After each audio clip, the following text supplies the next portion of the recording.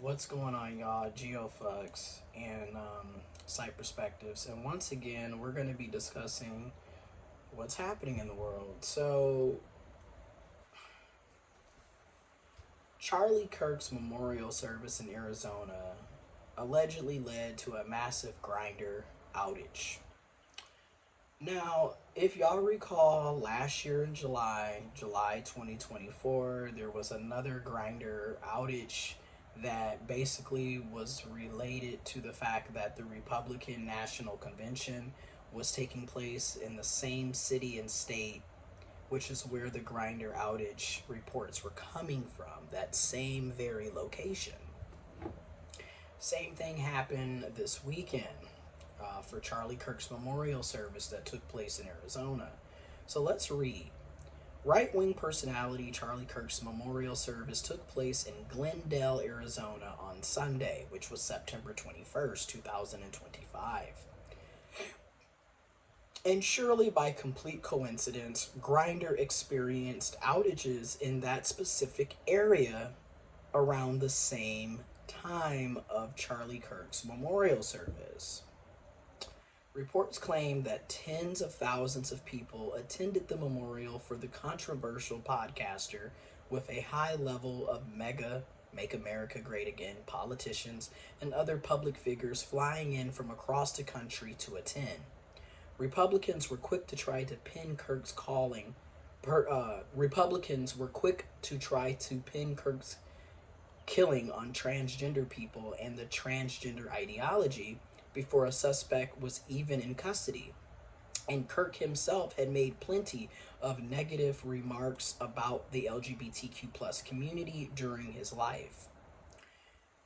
However, in complete unrelated news, there were over 168 reports of Grindr outages on Sunday evening, a staggering increase from the baseline number of 2.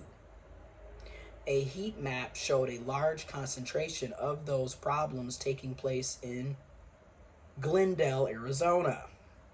The outages have continued through Monday morning. Today is Monday. It's now 6:21 p.m. evening time. At one point, over 200 reports of outages. Despite these two events clearly having absolutely nothing to do with one another, social media users are, for some unfathomable reason, drawing a link between them. Because there is a link. The link is like the situation that took place in July of 2024 when the Grindr had another outage taking place during the Republican National Convention. That also, let's bring that up because I know people are always like, where's your receipts? Well, here's our receipts. This also took place last year in July. Okay. The Republican National Convention had the same situation last year. All right. So this also took place. Okay. So look at this. I'm just going to give you two examples. Even in 2016, this was an issue. So in 2016, at the 2016 Republican National Convention, sources from Grindr said that the area around the 2016 convention's main hub saw user traffic increase by 66%, and that was in 2016. Okay?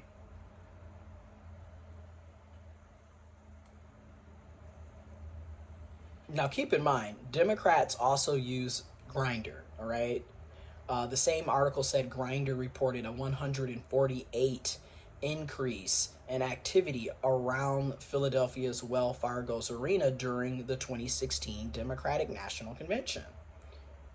The point is, people from both political parties, ideologies, utilize Grindr, which is fine. Grindr is literally open to any and everybody that either identifies or, is interested in LGBTQIA plus hookups, friendships, networking, relationships, dating, etc. But the reason we draw so much attention towards the Republican national convention in 2016 and in 2024, and as well as Charlie Kirk's memorial service, is because it's odd that Grindr would be reporting outages the same date and time, same location, that people who claim to be anti-LGBTQIA plus, anti, sexual promiscuity, sexual deviant behavior, using apps like Grindr that's specifically targeted towards LGBTQIA plus people. And not to mention, yes, Grindr is a friendship, dating, relationship, networking app. A large amount of the users of Grindr are using it for sexual hookups. So let's just keep it real. Okay, I've been on Grindr. I've used it. I'm not one of those holier than thou folks. I have definitely utilized Grindr. Okay, I've met people on there that have turned into friends. I've met people on there that all we did was have a sexual hookup. And I also met someone on there that 3 years later, guess what? We're still talking. Basically in a whole full-fledged relationship, if you will. I mean, that's basically what it is. But I'm just saying that to say I've utilized Grindr. You know what I mean? I get it. The first time I started using Grindr was like summer of 2020.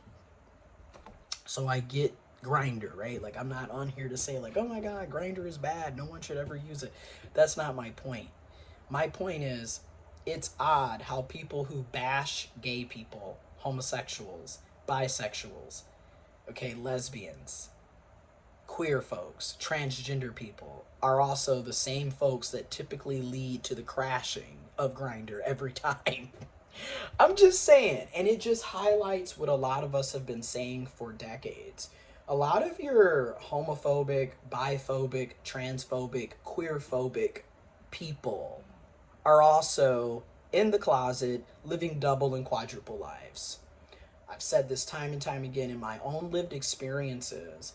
The amount of people who are publicly transphobic and hateful, yet are the same people that are often in my DMs, the same people who had no pictures on Grindr, that were literally asking me to ride their face and suffocate them, were also the very same people that were supporting Donald Trump, supporting Charlie Kirk, supporting banning trans people from using bathrooms, banning trans people from having health care, banning trans people from having rights and freedoms. The same people that were anti marriage equality are also the same people cheating on their wives with other men every day, every chance they get.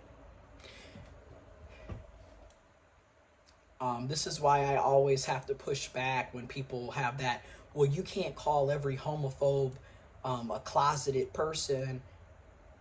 I don't agree with that, because time and time again, the people who tend to be the loudest with their hatred are also the same people that are trying to sleep with you. Again, I have been sexualized and fetishized by so many quote-unquote Republicans, Trump supporters, maga, Charlie Kirk supporters, yet in public, you're bashing me. You're voting for me not to have rights and freedoms. Behind closed doors, you're trying to eat me like the last meal, like the last supper. Like, you, again, it's the hypocrisy and just the straight up denial and delusion of it all. Okay?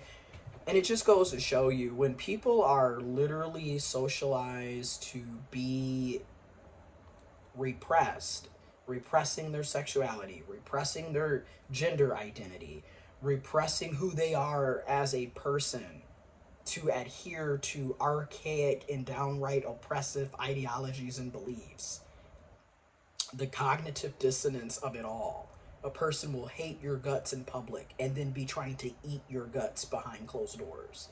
It's just something to think about.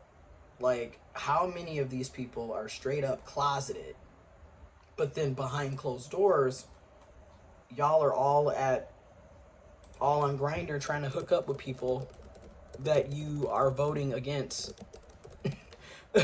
You know, it's just something to think about. This is why we keep saying what we're saying. You'd be surprised who's in the closet. A lot of people are living double and quadruple lives. And like somebody said, if Grindr wanted to be real, they should literally just expose every user. Because the amount of Republican, Christian, evangelical, married men you would find on here, it would be the end of a lot of things. A lot of your elected officials, guess what, are using these apps. A lot of your pastors are using these apps. A lot of your, left, right-wing, conservative, I hate anybody a part of the Rainbow Coalition are also on these apps. And a lot of you women, a lot of you cishet women in particular, you're being cheated on. It just needs to be said.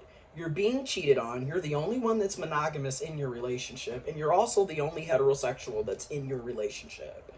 So, and I'm not saying this to be like, ha ha ha, but I am saying this to say, until we acknowledge how homophobia, biphobia, transphobia is an ideology and a belief that is pushed on everybody, until we address the elephants in the room, you're going to continue to have closeted people in fake ass marriages and relationships living double and quadruple lives.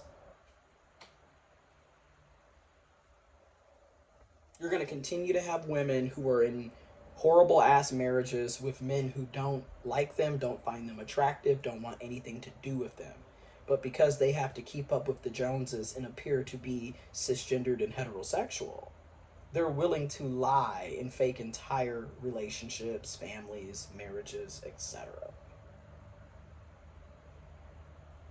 People are miserable. And misery, unfortunately, loves company.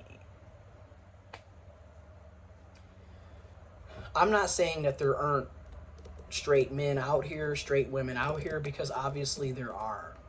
But it can be argued that being straight probably isn't the norm. Just gonna be honest, because people are naturally who they are, right? So, like, again, you say that we're pushing the transgender ideology or the queer ideology or the gay agenda or the trans agenda or the woke agenda, but people are naturally going to do and be who they are. Again, if heterosexuality is the norm, you wouldn't need institutions and laws to mandate it. If cisgender is the norm, you wouldn't need patriarchy. You wouldn't need, Christianity and religion and other ideologies, beliefs to mandate it. People would just naturally be cis, naturally be heterosexual, and that's just not the case. In my opinion, your average person at best is bisexual and or pansexual.